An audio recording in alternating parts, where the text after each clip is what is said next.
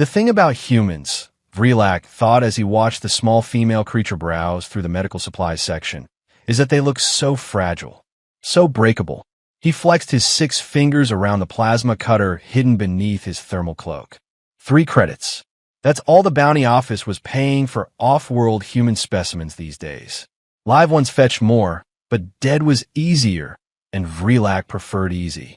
The girl couldn't have been more than 20 cycles old. Red hair pulled back in something humans called a ponytail. Freckles dotting her pale skin like someone had splattered her with paint.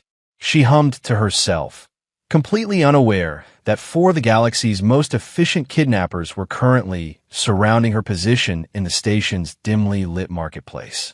Target acquired, Vrelak whispered into his comm unit, initiating extraction in 30 seconds. Copy that, Zorthan replied from the east entrance.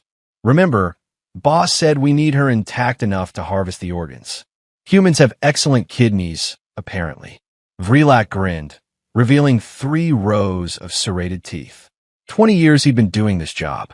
20 years of snatching soft little creatures from across the galaxy, selling them to research facilities, organ farms, fighting rings. The humans were his favorite, though. They died so quietly. The girl picked up a container of antiseptic gel, examined it, then placed it in her basket. She moved to the next aisle, still humming. Some Earth song, probably. They were always singing, these humans. 15 seconds, Vrelak announced. His team moved into position. Krell blocked the back exit. Moxera covered the front. Zorthan activated the electromagnetic pulse that would disable the security cameras for exactly 45 seconds. Plenty of time. Execute.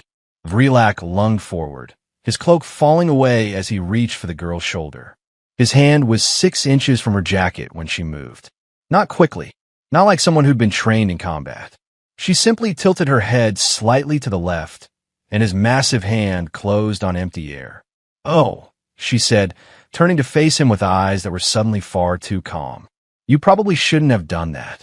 Vrelak laughed, a deep, rumbling sound that had made countless creatures void their bowels in terror.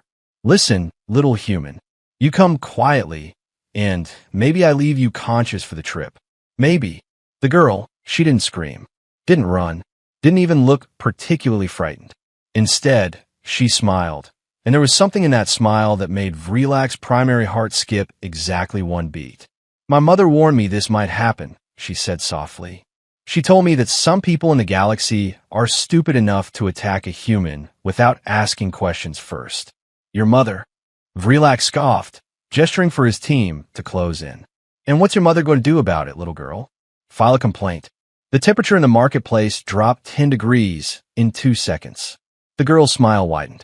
"My mother's name is Yelena Volkov, though most beings in this sector know her by a different name." Krell grabbed her arm from behind. "Enough talking. Let's go." That's when the lights started flickering. Not the normal flicker of faulty wiring. This was rhythmic, purposeful, like something was breathing in the electrical system itself. "Baba Yaga," the girl said, her voice carrying across the suddenly silent marketplace. "They call her Baba Yaga." Vrelak felt his second heart stop. No. Baba Yaga was a myth. A story criminals told each other to scare new recruits. The human woman who'd single-handedly destroyed the Krellian slave ring. Who'd walked into the fortress on Targon Prime and walked out 6 hours later, leaving nothing but ashes and screaming. Who moved through space stations like a ghost, appearing wherever humans were being hurt, and leaving only corpses in her wake. She couldn't be real. "You're lying," Vrelak said, but his voice cracked halfway through the sentence. The girl pulled her arm free from Krell's grip with 0 effort, which should have been impossible because Krell could bend steel bars with those hands. She reached in her jacket, slowly, and pulled out a small device. A communicator. "Hi, Mom," she said into it, her voice cheerful now. "Remember how you said I should call if anyone tried to kidnap me?" Static crackled through the marketplace speakers. Then a voice, cold and precise, with the kind of accent that made every word sound like a knife being sharpened. "Mira, darling, are you hurt?" "Nope. There's 4 of them, though. Pretty rude about it, too." A pause. Then, "I'm 17 minutes away. Keep them there." The comm clicked off.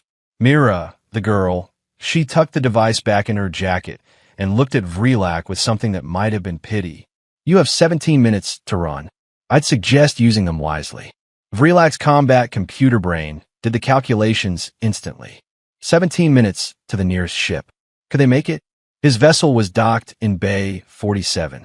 That was 12 minutes at a dead sprint, assuming no security interference. Scatter, he screamed. Abort mission. Scatter now. But Mira moved to block the exit, and she wasn't moving like a victim anymore. She was moving like something that had been taught by someone who understood exactly how to make creatures like Vrelak very, very afraid. 17 minutes, she repeated. The clock is ticking. And trust me, you really don't want to meet my mother. Krell was the first to break. Big, stupid Krell with his pride and his 3 combat medals from the Outer Rim Wars. He charged at Mira, all 400 pounds of muscle and armor, absolutely convinced that one small human girl couldn't possibly stop him. He was on the floor, unconscious, before Vrelak even registered her movement. 16 minutes, Mira said, examining her knuckles like she'd just done something mildly interesting instead of dropping a trained killer with a single strike. Zorthan pulled his plasma pistol. Vrelak wanted to scream at him to stop, to think, to remember every single story they'd heard about Baba Yaga and what happened to people who threatened her family. But Zorthan was already firing. The bolt hit Mira square in the chest. For exactly half a second, Vrelak felt relief. Then he saw that the girl had caught the plasma bolt. Caught it with her bare hand. The energy sizzled against her palm, dancing between her fingers like it was deciding whether or not to obey the laws of physics. That was rude, Mira said. She closed her fist, and the plasma bolt winked out of existence. My turn. What happened next? Vrelak would spend the rest of his considerably shortened life trying to explain to people who didn't believe him. Mira moved through his team like water flowing around rocks. She didn't fight like a soldier. She fought like something far worse. Something that had been raised by a woman who knew 17 different ways to kill with a soup spoon. Zorthan went down with a broken nose and 3 fractured ribs. Moxera tried to run and made it exactly 6 steps before Mira threw a can of soup, of all things, that struck her in the back of the knee with such precision that she crumpled like wet paper. 11 minutes, Mira announced, stepping over Moxera's groaning form. You're wasting time. Vrelak ran. Pride be damned. Credits be damned. He activated his emergency thrusters, the ones built into his boots for exactly these kinds of situations, and launched himself toward the docking bay at speeds that would have made his flight instructor weep with joy. He slammed through 3 security checkpoints, leaving dents in the walls and very confused guards his wake. Bay 47. His ship. Safety. He could disappear into the outer territories, change his name, maybe take up farming on some backwater moon where legends didn't exist and mothers didn't hunt. He reached his vessel with 8 minutes to spare. 8 whole minutes. He practically fell into the pilot's seat, his 6 fingers dancing across the controls with the kind of desperate efficiency that only pure terror can inspire. Engines online. Seals checked. Navigation computer calculating the fastest jump point. He was going to make it. He was actually going to make it. The airlock door opened behind him. Vrelak didn't turn around. He didn't need to. He could feel the temperature drop, could hear the soft, measured footsteps of someone who had absolutely no need to hurry because the outcome was already decided. Vrelak Shun of the Outer Rim Procurement Guild, a woman's voice said. The same voice from the communicator, but worse now. So much worse when it was right behind him instead of filtered through speakers. You touched my daughter.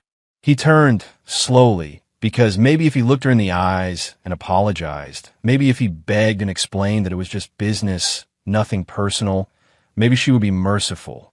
Yelena Volkov, Baba Yaga, the terror of 15 star systems, stood in his airlock wearing a simple black coat and carrying what appeared to be a very old Earth weapon. A pistol, projectile-based, primitive, utterly terrifying in her hands. She was smaller than he'd imagined. Older, gray streaked through her dark hair, lines around her eyes. She looked like somebody's grandmother. That somehow made it worse. Please, Vrelak whispered. I didn't know.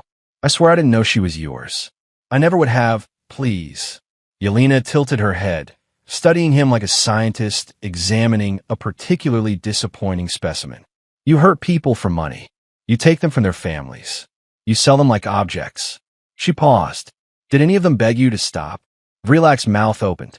No sound came out. Did you show them mercy when they asked? The silence stretched. Somewhere in the station, an announcement played about scheduled maintenance on Docking Bay 12. Normal life continuing while Vrilak's was ending. Yelena raised the pistol. My daughter called me because she wanted to give you a chance to run. She's young, still believes in second chances. The weapon didn't waver. I'm not young, and I stopped believing in second chances around the time I found my sister in a facility like the one you work for. Wait. Vrilak held up his hands. I have information. The whole network. Names, locations, buyers. I'll tell you everything. Yelena smiled. It was the same smile Mira had given him, and Vrilak finally understood that this was genetic. This ability to smile while deciding your fate. This certainty. I already know everything, she said.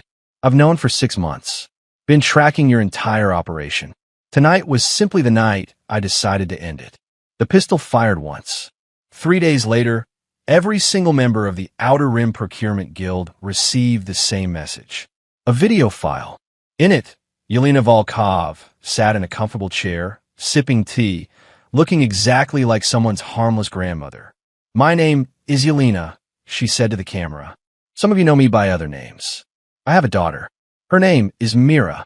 She has red hair and freckles and a tendency to hum Earth songs in public places. She set down her tea. If you see her, I suggest you walk the other direction. If you touch her, well, she smiled that terrible smile. You'll have between 10 and 20 minutes to make peace with whatever gods you believe in. The video ended. The guild dissolved within a week. And Mira? She went back to browsing medical supplies at space stations, humming her Earth songs, completely unbothered by the fact that 4 professional kidnappers had somehow become a cautionary tale whispered in dark corners across the galaxy. After all, when your mother is Baba Yaga, everyday shopping becomes a lot more peaceful. If this story entertained or taught you something, please like and subscribe to our channel. It really helps us grow and bring you more stories like this. Thanks for watching, and see you in the next story.